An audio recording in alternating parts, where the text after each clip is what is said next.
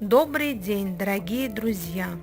Каждый из нас периодически сталкивается с таким явлением, как кашель. И сегодня мы рассмотрим средства, которые способствуют быстрому разжижению мокроты в такой ситуации.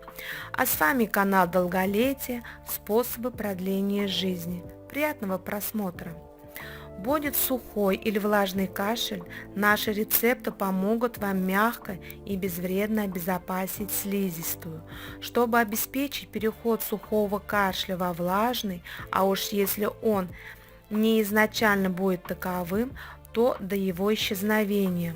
Мы предлагаем вам использовать данные методы на начальной стадии возникновения проблемы или же как вспомогательные в случае использования фармацевтических препаратов в назначенном лечении.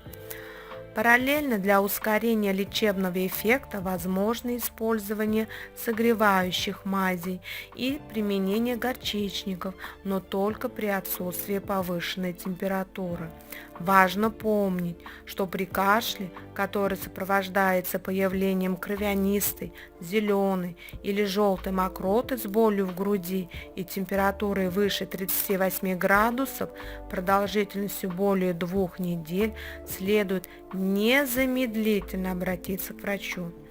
В первом рецепте речь будет идти о фрукте, который не только поможет нам избавиться от мокроты, но и поднимает настроение.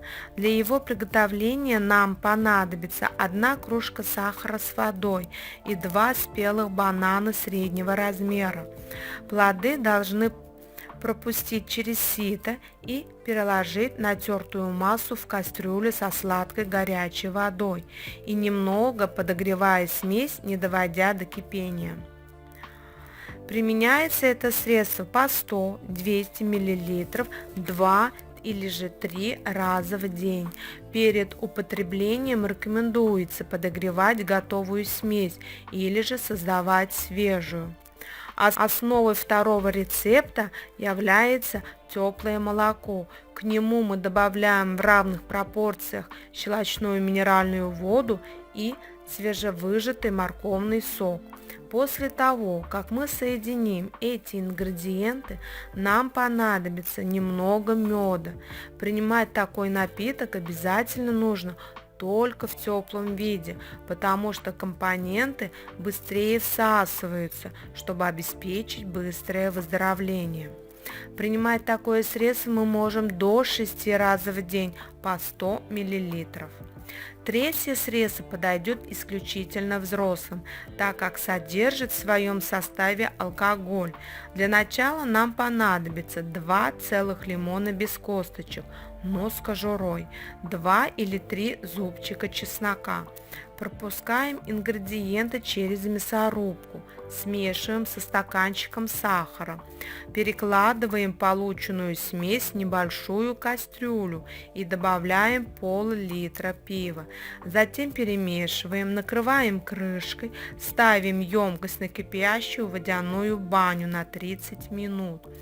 После приготовления процеживаем и принимаем по 1 столовой ложке 3 раза в день за полчаса до еды. А на этом сегодня все. Мы надеемся, что все эти 3 способа были вам полезны и интересны. Если это так, то обязательно поставьте лайки и напишите нам, какие необычные способы лечения от кашля вы знаете. Ну а с вами был канал Долголетие. Способы продления жизни.